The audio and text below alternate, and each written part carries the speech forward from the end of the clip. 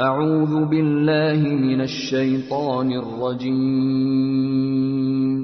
بسم الله الرحمن الرحيم Surah 45, Surah Jathiyah. Kneeling, Meccan period. Title: Since the word Jathiyah, kneeling occurs in verse 28 of this surah, it is known by this title. Period of revelation. It appears from the contents of the surah that it must have been revealed immediately after Surah Ad-Dukhan. The subject matter of the two surahs is so closely related that they can be regarded as twins. Subject matter and themes. The main theme of this surah is to remove the unbelievers' doubts and answer their objections regarding monotheism and the hereafter, and to send them a note of warning as regards their attitude to Islam. The surah opens with presenting evidence for monotheism. In this regard, it mentions man's own existence and the innumerable signs spread all over from heaven to earth. They are told that they can observe the proofs of monotheism that they deny wherever they look. If one looks around with open eyes and is straight in one's thinking, then the variety of wild animals, the alternation of day and night, rainfall, and the vegetation to which it gives rise, the winds and man's own creation, all provide persuasive proof of the fact that this universe is neither without God nor has a multiplicity of gods. Rather, the universe is the handiwork of a single creator who alone regulates and governs it. However, if we are talking of someone who has sworn to disbelieve or has made up his mind to remain immersed in doubt, then this is a very different case. Nothing can lead that person to the treasure of belief.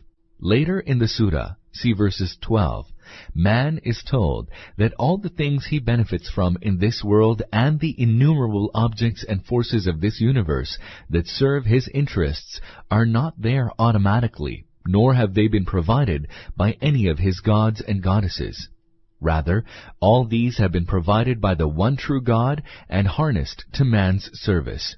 The rationality of every person who adopts straight thinking will cry out that it is the one true God who is man's benefactor, and He alone deserves to be thanked. Thereafter, the Meccan unbelievers are severely reproached for their obstinacy and arrogance, their mocking attitude, and their obstinate clinging to the unbelief with which they greeted the Quranic call. They're emphatically told that the Quran has come down with the same bounty that was bestowed earlier on the children of Israel, the bounty thanks to which they enjoyed excellence over all other nations in the world.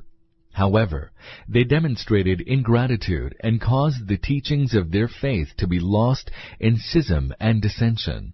Now, the same bounty is being offered to the Meccans. It is a guideline that directs man to the straight way of true faith. Those who reject this will court disaster. Only those who accept it and become God-fearing will merit God's clemency and support. In this regard, the Prophet's followers are instructed to act with patience and forbearance towards those who were subjecting them to mean and horrid treatment. If they patiently bear with their persecution, God will avenge on their behalf and will reward them for their patience.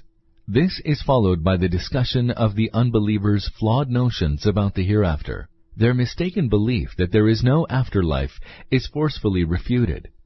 The unbelievers thought that death is the terminal point and that the soul does not exist. They ruled out resurrection.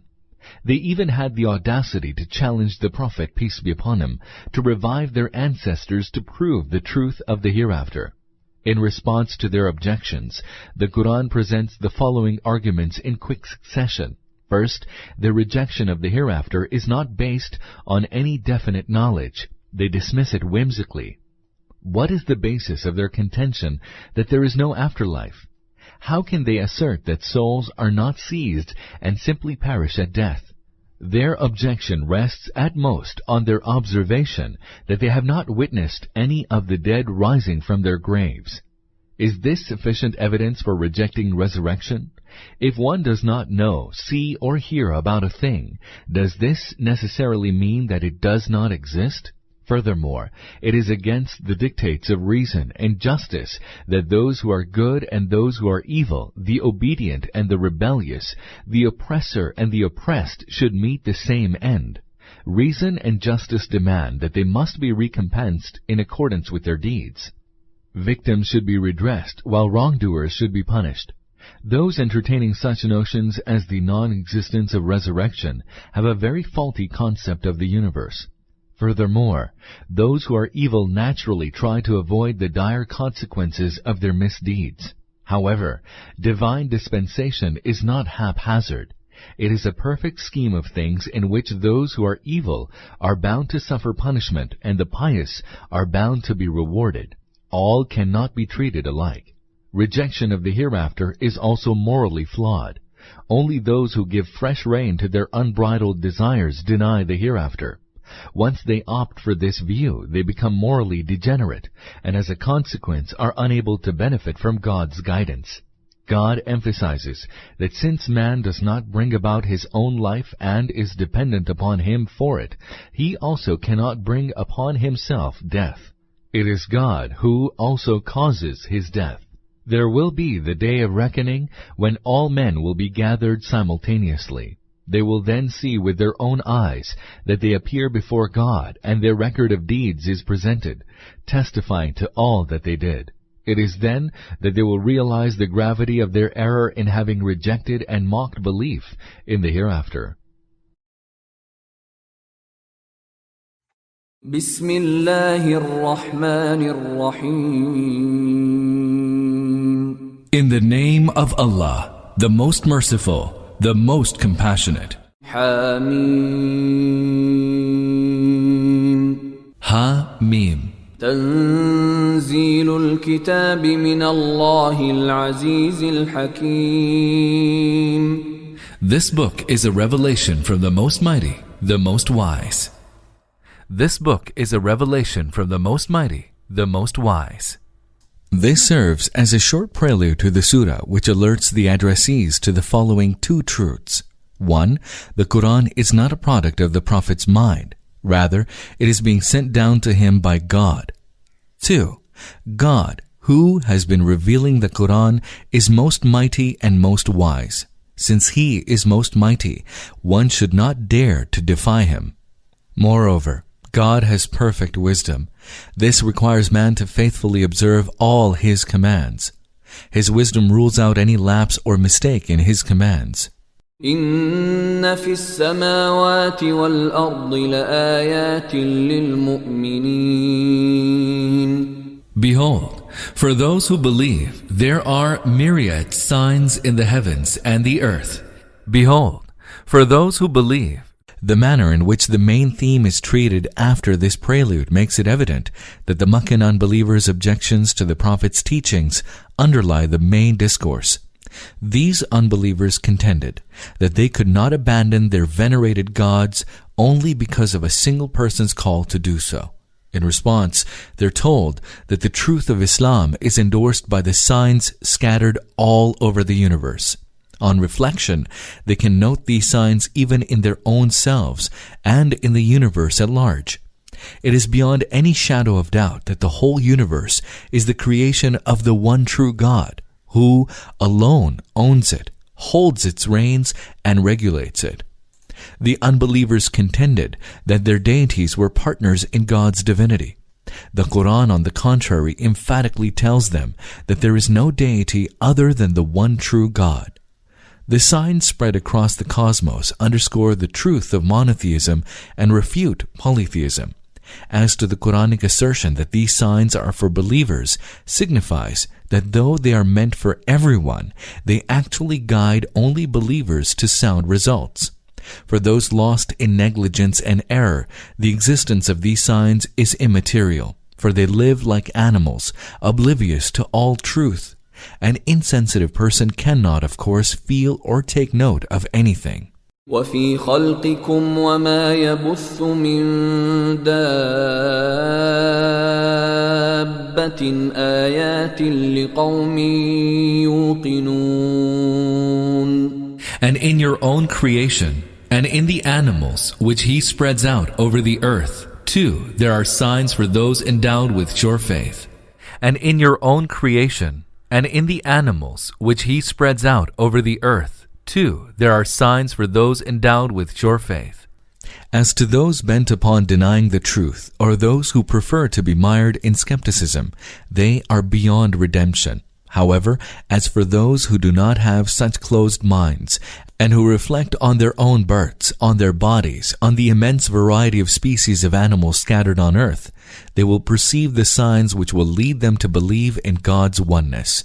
واختلاف الليل والنهار وما أنزل الله من السماء من رزق فأحيا به الأرض بعد موتها وتصريف الرياح آيات لقوم يعقلون. And in the succession of night and day, and in the provision that Allah sends down from the sky, wherewith He gives life to the earth after it had been lifeless, and in the change of the winds, in all these there are signs for people who use reason. And in the succession of night and day, the alternation of day and night stands out as one of God's signs in the sense that this alternation happens regularly. It is a sign insofar as the day is bright whereas night is dark. Moreover, it is also a sign insofar as the duration of days keeps gradually receding until it equals the duration of night. Then again, day's duration begins to increase and night's duration gradually recedes until the duration of the two becomes equal. The variations between night and day and the wisdom underlying these variations indicate that only one true God is the creator, master, and ruler of the sun, the earth, and all beings on earth.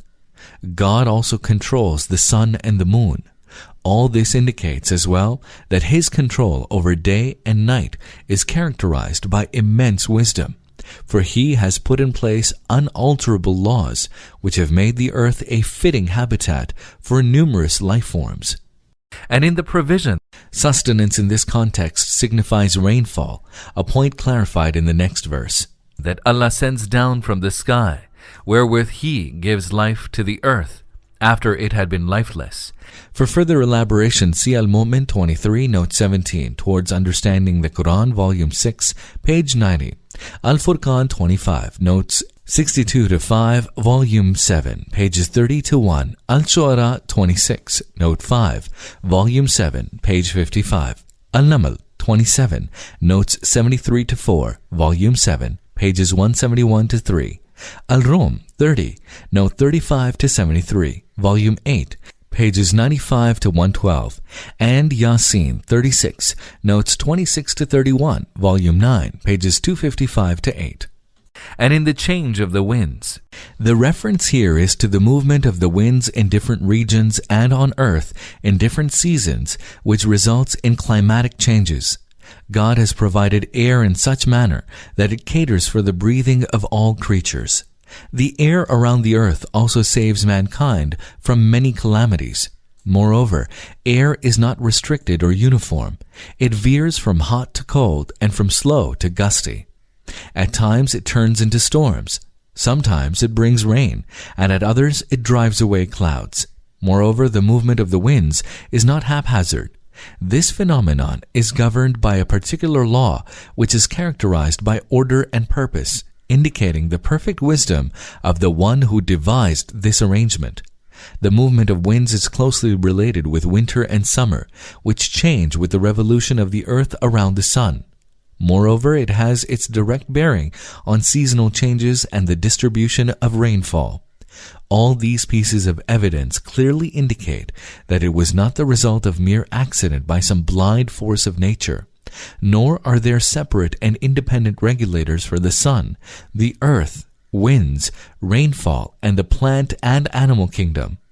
On the contrary, all of them have the same Lord and Master, the one true God who is their Creator. Quite evidently, all these elaborate arrangements have been made for a definite purpose by the all-wise God. تلك آيات الله نتلوها عليك بالحق فبأي حديث بعد الله وآياته يؤمنون. These are Allah's signs that we rehearse to you in truth. In what kind of discourse after Allah and His signs will they then believe? These are Allah's signs that we rehearse to you in truth. In what kind of discourse after Allah and His signs will they then believe? If the unbelievers refuse to profess faith even in the face of these weighty proofs of God's existence and oneness, nothing can direct them to accept the faith.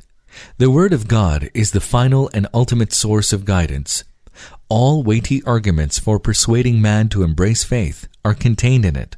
One is free to reject them. However, this does not and cannot alter the ultimate reality. وَيْلٌ لِكُلِّ أَفَّاكٍ أَثِيمٍ. Woe to every guilty impostor يسمع آيات الله تتلى عليه ثم يصر مستكبرا كأن لم يسمعها فبشره بعذاب أليم. who hears Allah's signs being rehearsed to him and yet persists in his pride as though he had not heard it. Announce to him then the tidings of a grievous chastisement. Who hears Allah's signs being rehearsed to him and yet persists in his pride as though he had not heard it. There is a world of difference between he who studies God's signs with an unprejudiced mind and seriously reflects over them and he who rejects them out of hand because of his deeply entrenched prejudice. The former is not keen on clinging to unbelief. Rather, he is on a quest for truth and seeks to reach the point of total satisfaction. In such a case, some other signs may convince him of the divine truth at a later date. In comparison, the latter is not moved by any sign. This because he has made up his mind not to believe it. While the former is expected to embrace faith sooner or later, the latter group can never accept faith. These latter display the following three characteristics. 1. They're given to lies, hence truth does not appeal to them. 2. They're given to wickedness, therefore they strongly resent those teachings that place moral restrictions upon them. 3. They suffer from the delusion that they know everything, hence they do not need any guidance. Misled by these false notions, they do not pay any attention to God's signs. وَإِذَا عَلِمَ مِنْ آيَاتِنَا شَيْئًا اتَّخَذَهَا هُزُوًا أُولَئِكَ لَهُمْ عَذَابٌ مُهِينٌ. Whenever he comes to know anything of our signs, he makes them an object of jest. For such there awaits a humiliating chastisement.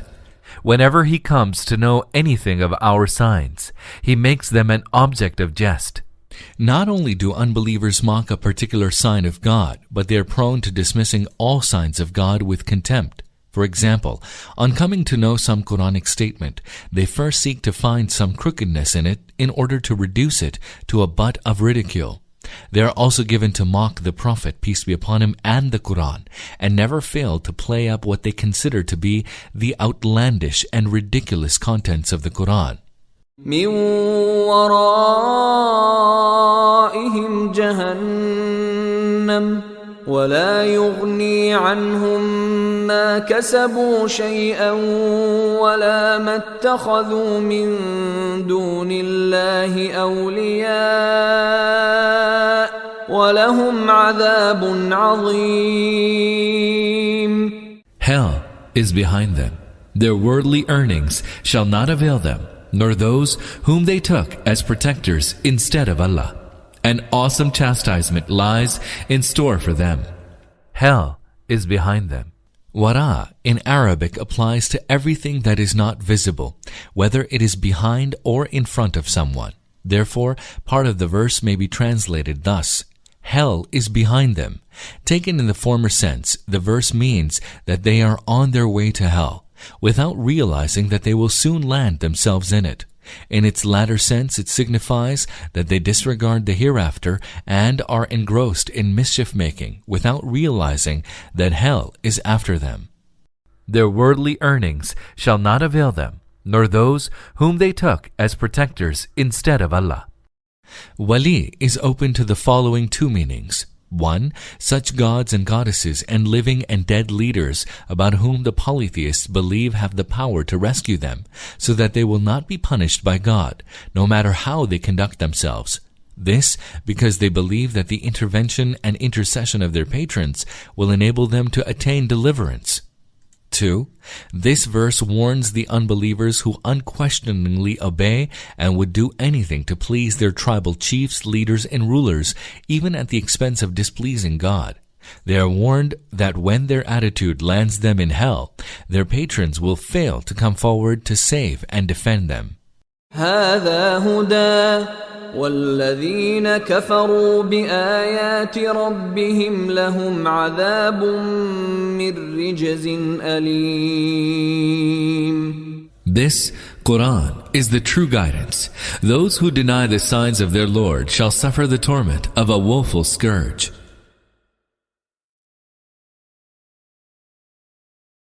الله الذي سخر لكم البحر لتجري الفلك فيه بأمره ولتبتغوا من فضله ولعلكم تشكرون. Allah it is who has subjected the sea to you, so that ships may sail upon it at His bidding, and you may seek of His bounty and give thanks to Him. Allah it is who has subjected the sea to you, so that ships may sail upon it at His bidding. For a detailed account, see Banu Israel 17, note 83, volume 5, page 60, Al-Rum 30, note 69, Towards Understanding the Quran, volume 8, page 111. Luqman 31, note 55, volume 8, pages 145, Al-Mu'min 40, note 111, and Al-Shura 42, note 54 above. And you may seek of His bounty and give thanks to Him. That is, God's subjection of the sea for man is in order that he may earn a wholesome livelihood by sea trade, fishing, pearl diving, shipping, and other means. وَسَخَّرَ لَكُم مَّا فِي السَّمَاوَاتِ وَمَا فِي الْأَرْضِ جَمِيعًا مِّنْهُ إِنَّ فِي ذَلِكَ لَآيَاتٍ لِقَوْمٍ يَتَفَكَّرُونَ. He has subjected to you all that is in the heavens and the earth, all being from Him. Verily, there are signs in this for those who reflect. He has subjected to you all that is in the heavens and the earth. For details, see Ibrahim 14, note 44, Towards Understanding the Quran, volume 4, pages 271-2, and Luqman 31, note 35, volume 8, pages 138-9. All being from Him. This has the following two meanings. 1. God's bestowal of bounties is not akin to the awkward of some favor by earthly kings. The latter give out what they receive from their subjects. On the contrary, God has created all the bounties in the universe out of which He grants to man what He pleases. 2. God does not have any partner in the creation of these bounties or in making them subservient to man. God alone is their creator, and it is He who has conferred these upon man. Verily, there are signs in this for those who reflect. For those who reflect, there are major signs in God's yoking the objects of nature to serve man's purposes. These signs underscore that the one true God is the creator, master, regulator, and disposer of all objects in the universe. He has bound all these to His laws. His power and wisdom account for making all these objects useful for man's life, economy, comfort, culture, and civilization. God alone, therefore, merits all thanks and gratitude. None besides Him has any role in the creation of these objects or in subjugating them for man's service. قُلْ لِلَّذِينَ آمَنُوا يَغْفِرُوا لِلَّذِينَ لَا يَرْجُونَ أَيَّامَ اللَّهِ لِيَجْزِيَ قَوْمًا بِمَا كَانُوا يَكْسِبُونَ. O Prophet, tell the believers to indulge those who have no fear of any evil days coming upon them from Allah, so that Allah may Himself requite them for their deeds. O Prophet, tell the believers to indulge those who have no fear of any evil days coming upon them from Allah. Literally, it may be translated thus: those who do not expect Allah's days. However, in Arabic idiom it signifies momentous historic days. For example, the expression Ayam al-Arab stands for the eventful days and major battles among the Arab tribes which have been recorded in memory for centuries. The verse alludes to inauspicious days when a people are afflicted with God's scourge. They are destroyed in punishment for their misdeeds. In keeping with the same, the verse has been translated thus: those who have no fear of any evil days coming upon them from Allah, so that Allah may Himself requite them for their deeds.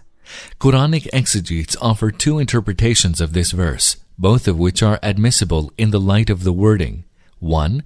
The believers are asked to indulge the excesses committed by the wrongdoers so that God may reward them for their perseverance, forbearance, and gentleness, and for their enduring persecution in His cause. 2. The believers should indulge the wrongdoers so that God may fully avenge on their behalf. Some scholars take this verse as abrogated, holding that this command was valid whilst the Muslims were not permitted to fight. When they were granted this permission, the above command was abrogated. However, this claim of abrogation is not supported by the Quranic text. Since the believers are directed to indulge these wrongdoers, the message is that they should not retaliate against them, notwithstanding their capacity to do so. This is despite the fact that the unbelievers, being fearless of God, had transgressed all limits of morality and decency. This directive is not discordant with the Quranic permission to Muslims to go to war.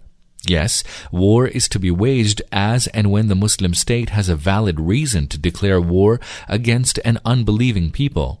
The above directive, however, relates to the believers' encounter in one way or another with the unbelievers, in which the latter resort to hurting Muslims by all possible means. The objective of the directive is that Muslims should not stoop to the unbelievers' low level. They should not quarrel with them or repay them in their own coin. They may defend their position as long as it is possible to do so within the bounds of civility.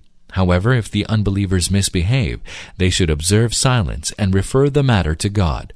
If Muslims confront them in disregard of the norms of civility, God will leave them on their own to take them on. However, if they indulge God, He will deal with the wrongdoers and reward the victims for their forbearance. من عمل صالحا فلنفسه ومن أساء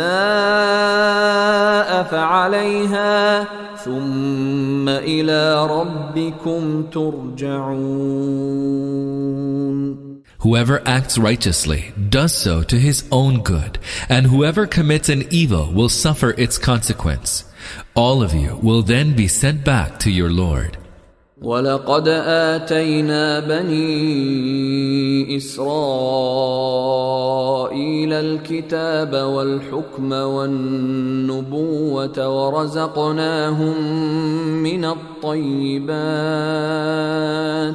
ورزقناهم من الطيبات وفضلناهم على العالمين.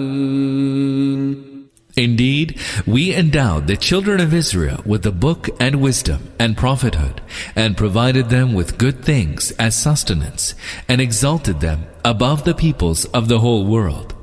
Indeed, we endowed the children of Israel with the book and wisdom. Hukam signifies 1. Knowledge and understanding of both the book and faith.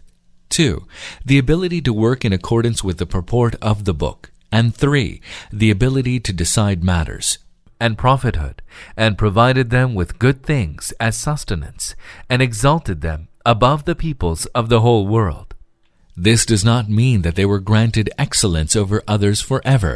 Of all the nations found then, God chose the children of Israel for this assignment. It was their task to uphold the word of God and champion godliness. وآتيناهم بينات من الأمر فما اختلفوا إلا من بعد ما جاءهم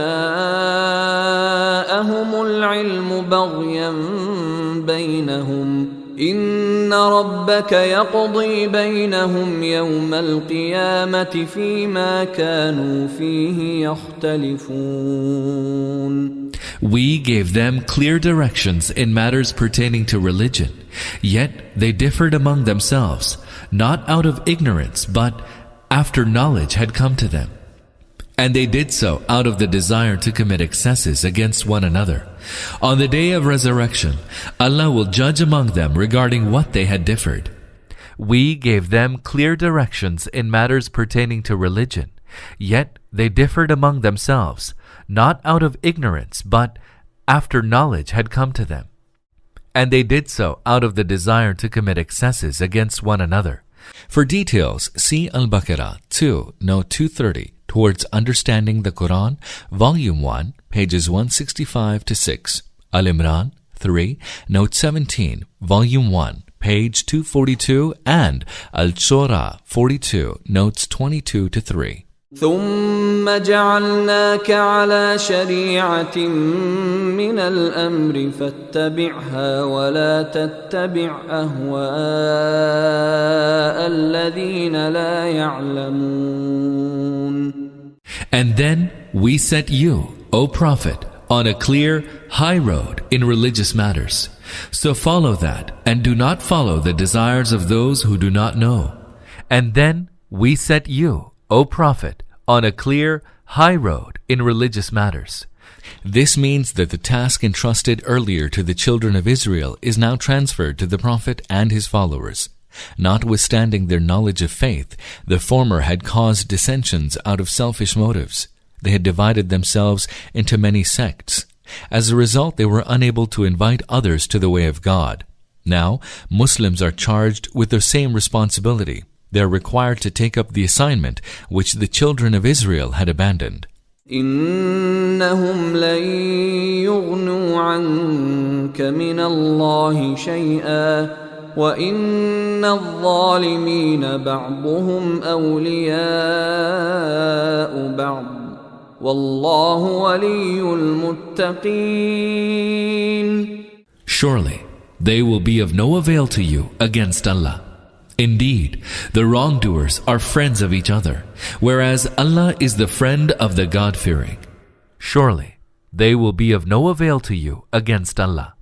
If the believers alter the divine faith in order to placate the unbelievers, they too will not escape God's punishment. هذا بصائر للناس وهدى ورحمة لقوم يوقنون. These are the lights of discernment for people, and guidance and mercy for those endowed with sure faith. These are the lights of discernment for people, and guidance and mercy for those endowed with sure faith. This book and this Sharia provide light to all mankind, which enables them to distinguish between truth and falsehood. However, only those who believe in their veracity are actually able to derive any guidance. For such people, it is a great blessing and mercy. أم حسب الذين اجترحوا السيئات أن نجعلهم كالذين آمنوا وعملوا الصالحات سواء محياهم ومماتهم ساء ما يحكمون. Do the evildoers imagine that we shall make them equal to those who believe and do good, making their lives and deaths alike? How vile is their judgment! Do the evildoers imagine that we shall make them equal to those who believe?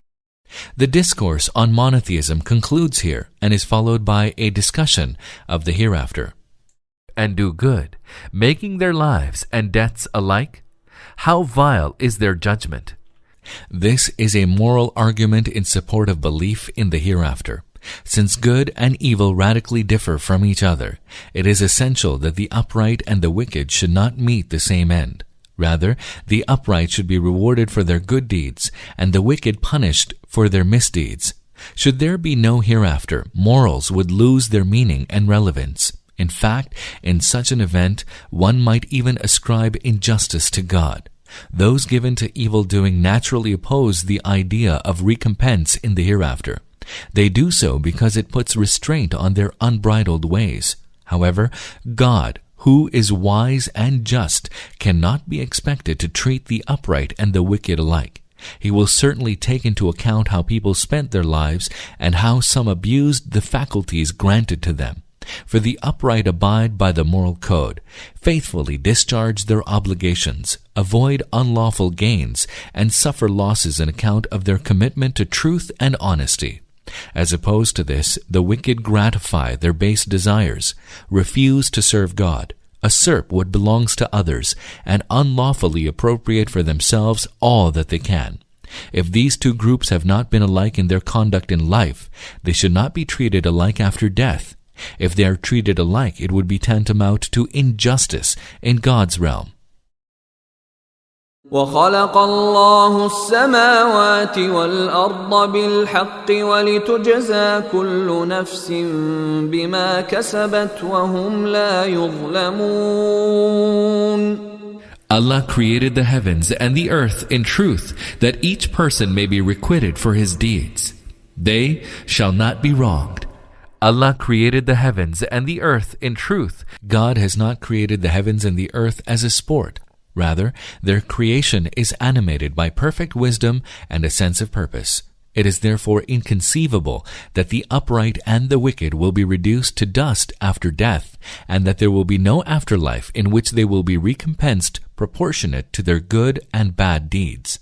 Those who properly utilize the faculties and resources bestowed upon them by God in doing good should be rewarded. On the contrary, those who misused these and perpetrated mischief must be punished. That each person may be requited for his deeds. They shall not be wronged. The meaning of this verse is quite clear in the present context. If the upright are not rewarded for their good conduct, and the wrongdoers are not punished for their wrongs, and if the wrongs of the victims are not redressed, this would amount to injustice. Such injustice is out of the question with regard to God's realm. Likewise, the other form of injustice is that an upright person is rewarded less than what he deserves, or a wicked person is punished more than what his wickedness warrants. This is also inconceivable with regard to God. أَفَرَأَيْتَ مَنِ اتَّخَذَ إِلَٰهَهُ هَوَاهُ وَأَضَلَّهُ اللَّهُ عَلَىٰ عِلْمٍ وختم على سمعه وقلبه وجعل على بصره غشاوة فمن يهديه من بعد الله أفلا تذكرون.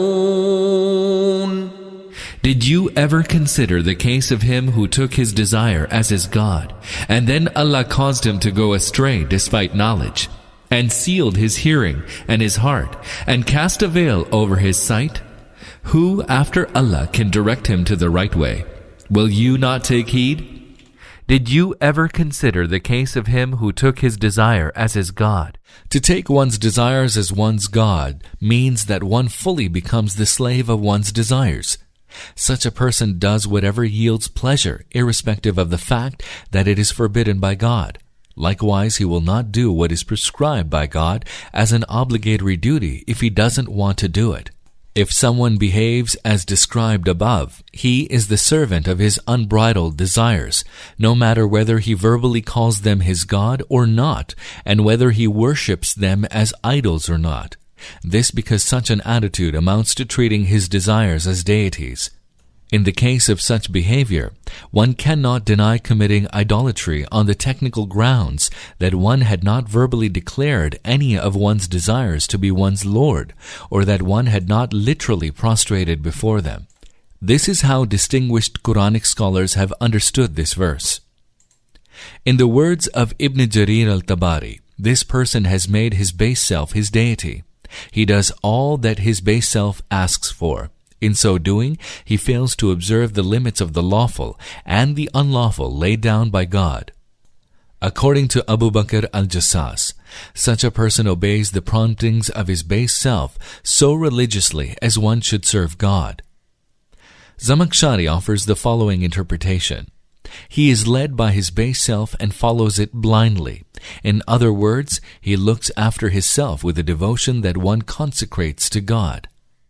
And then Allah caused him to go astray despite knowledge.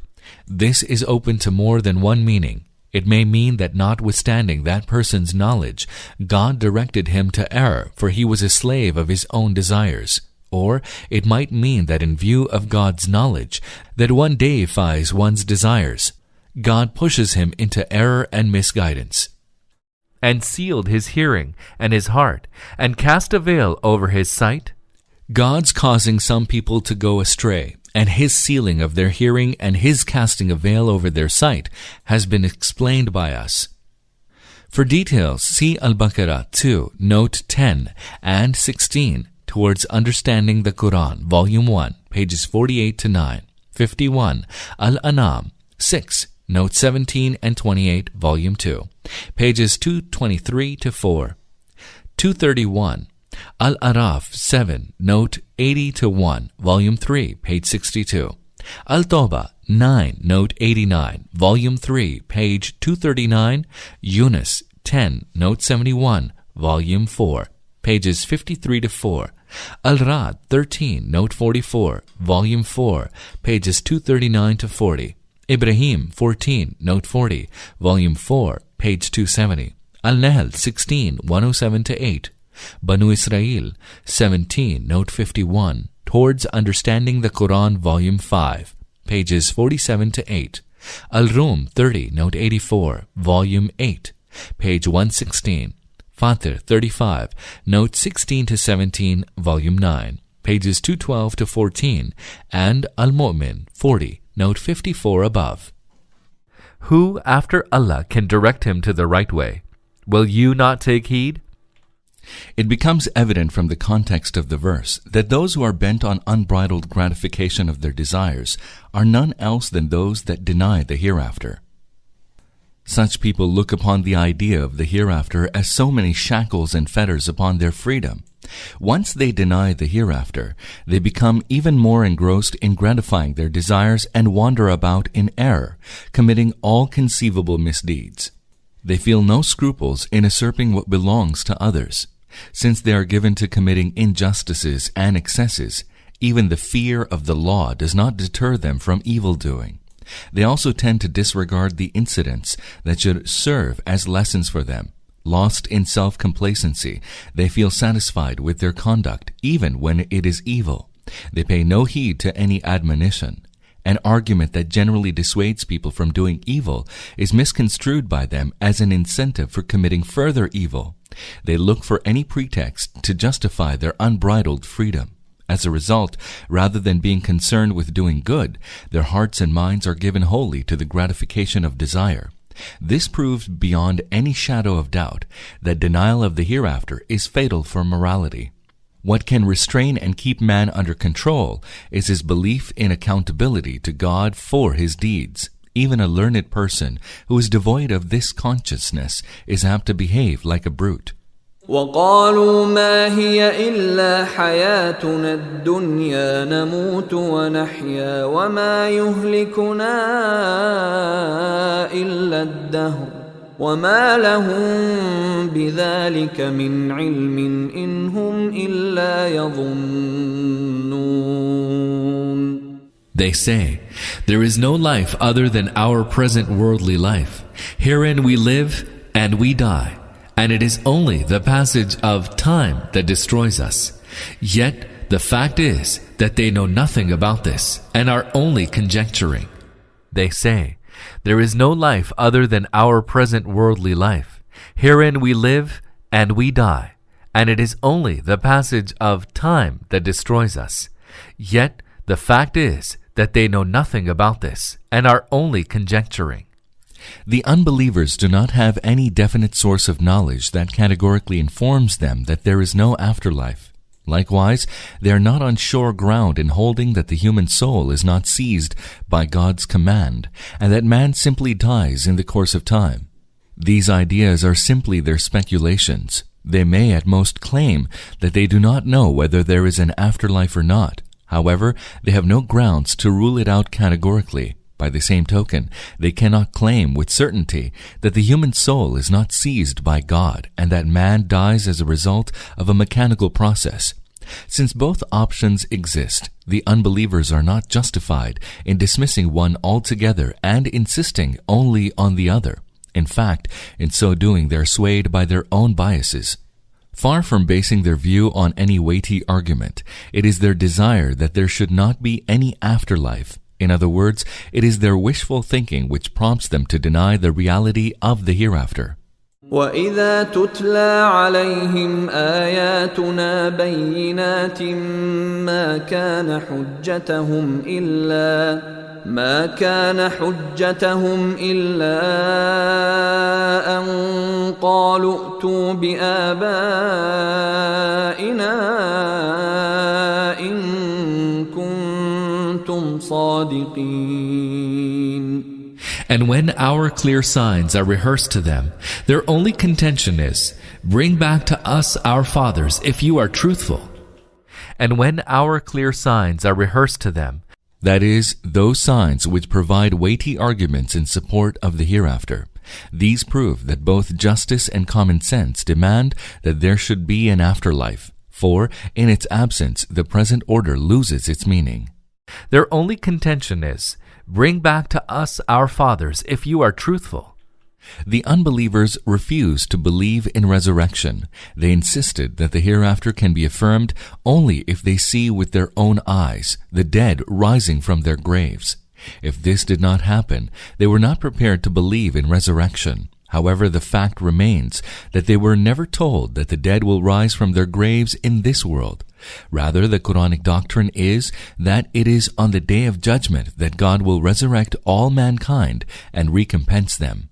قُلِ اللَّهُ يُحْيِيكُمْ ثُمَّ يُمِيتُكُمْ ثُمَّ يَجْمَعُكُمْ إِلَى يَوْمِ الْقِيَامَةِ لَا رَيْبَ فِيهِ وَلَكِنَّ أَكْثَرَ النَّاسِ لَا يَعْلَمُونَ. Tell them, O Prophet, it is Allah who gives you life and then causes you to die. And He it is who will then bring all of you together on the day of resurrection, a day regarding which there can be no doubt. Yet most people do not know. Tell them, O Prophet, it is Allah who gives you life and then causes you to die. This is a rejoinder to their fallacious notion that the death of humans is caused simply by the passage of time. They're told that life and death are not a chance happening. It is God who grants life to people, and it is He who seizes their soul. And He it is who will then bring all of you together on the day of resurrection, a day regarding which there can be no doubt. This is said in response to the demand to resurrect their ancestors. It is pointed out that it is not a few individuals who will be brought back to life. Rather, on the day of judgment, all humans will be resurrected. Yet most people do not know. Their ignorance and myopic vision account for their denial of the hereafter. This doctrine is neither novel nor bizarre. On the contrary, its absence is unthinkable. Anyone who studies the workings of the universe and his own existence will realize that the hereafter is imminent. وَلِلَّهِ مُلْكُ السَّمَاوَاتِ وَالْأَرْضِ وَيَوْمَ تَقُومُ السَّاعَةُ يَوْمَئِذٍ يَخْسَرُ الْمُبْطِلُونَ. Allah's is the kingdom of the heavens and the earth, and on the day when the hour of resurrection shall come to pass, the followers of falsehood shall be in utter loss. Allah's is the kingdom of the heavens and the earth. Were we to keep in mind the context of the discourse, it becomes quite evident that since God exercises control over the entire universe, He is doubtlessly capable of resurrecting the dead. وَتَرَى كُلَّ أُمَّةٍ جَاثِيَةٍ كُلُّ أُمَّةٍ تُدْعَى إِلَى كِتَابِهَا الْيَوْمَ تُجْزَوْنَ مَا كُنتُمْ تَعْمَلُونَ. On that day, you shall see every people fallen on their knees. Every people will be summoned to come forth and see its record and will be told, today you shall be requited for your deeds. On that day, you shall see every people fallen on their knees. People will be filled with such awe and dread in the grand assembly on the day of judgment that they will give up their boasting and arrogance. They will surrender themselves meekly and humbly before God. هذا كتابنا ينطق عليكم بالحق إنا كنا نستنسخ ما كنتم تعملون. This is our record, which bears witness against you with truth. We used to record all what you did. This is our record, which bears witness against you with truth. We used to record all what you did. This does not necessarily mean putting something into writing. There are many other ways of recording human speech and action. It is hard to imagine what developments may take place here on earth in this field in the future. It is therefore not possible for man to ascertain how God gets each and every word and deed of man recorded, including his intentions and thoughts. Nor is it possible to say how this record of both individuals and communities will be presented on the Day of Judgment. فأما الذين آمنوا وعملوا الصالحات فيدخلهم ربهم في رحمته ذلك هو الفوز المبين. As for those who believe and act righteously, their Lord shall admit them to His mercy. That indeed is the manifest triumph. وَأَمَّا الَّذِينَ كَفَرُوا أَفَلَمْ تَكُنْ آيَاتِي تُتْلَى عَلَيْكُمْ فَاسْتَكْبَرْتُمْ وَكُنْتُمْ قَوْمًا مُجْرِمِينَ.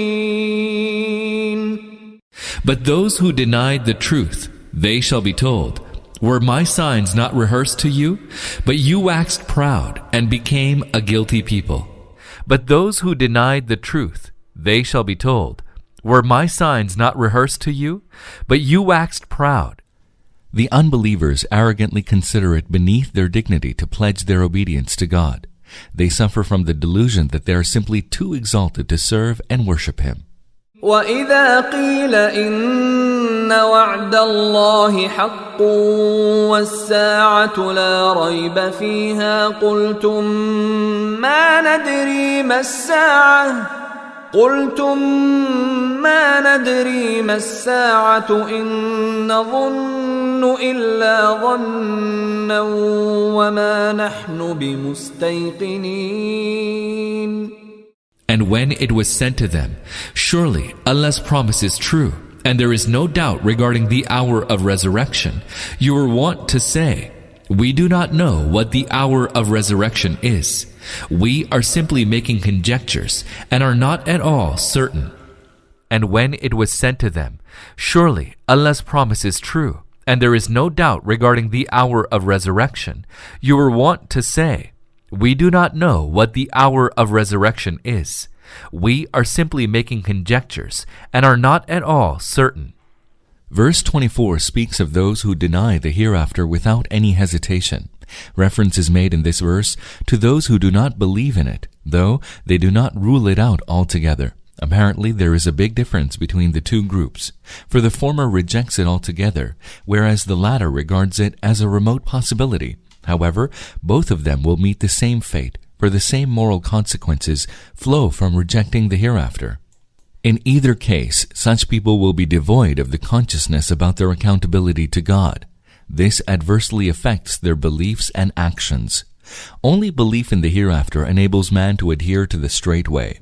Any denial or reservation about the hereafter render man's attitude irresponsible, and this culminates in his punishment and suffering in the hereafter. Neither the unbelievers nor the skeptics can avoid hellfire because their notions about the hereafter are false. وَبَدَا لَهُمْ سَيِّئَاتُ مَا عَمِلُوا وَحَاقَ بِهِم مَّا كَانُوا بِهِ يَسْتَهْزِئُونَ.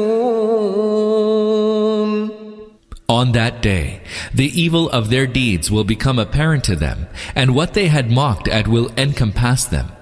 On that day, the evil of their deeds will become apparent to them, and what they had mocked at will encompass them. They will realize in the hereafter that their ways, habits, deeds, and activities in which they took great pride were absolutely wrong. By considering themselves unanswerable, they committed a fundamental error which vitiated their outlook on life. وقيل اليوم ننساكم كما نسيتم لقاء يومكم هذا ومأواكم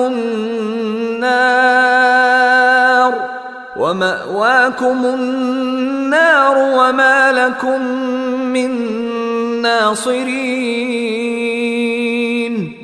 And it will be said, we will forget you today, as you forgot the meeting of this day of yours. The fire shall now be your abode, and you shall have none to come to your aid.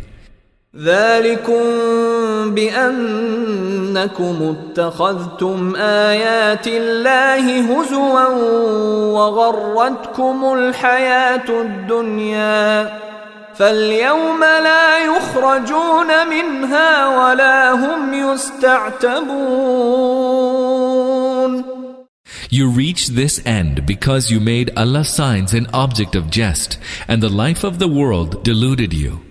So they shall not be taken out of the fire, nor shall they be asked to make amends, and thus please their Lord. You reach this end because you made Allah's signs an object of jest, and the life of the world deluded you. So they shall not be taken out of the fire, nor shall they be asked to make amends, and thus please their Lord. This brings to mind the punishment which the Master will award to his disobedient servants.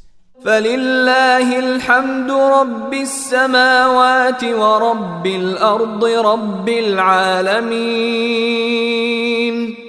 So all praise be to Allah, the Lord of the heavens, the Lord of the earth, the Lord of the whole universe. وله الكبرياء في السماوات والأرض وهو العزيز الحكيم. His is the glory in the heavens and the earth. He is the most mighty, the most wise.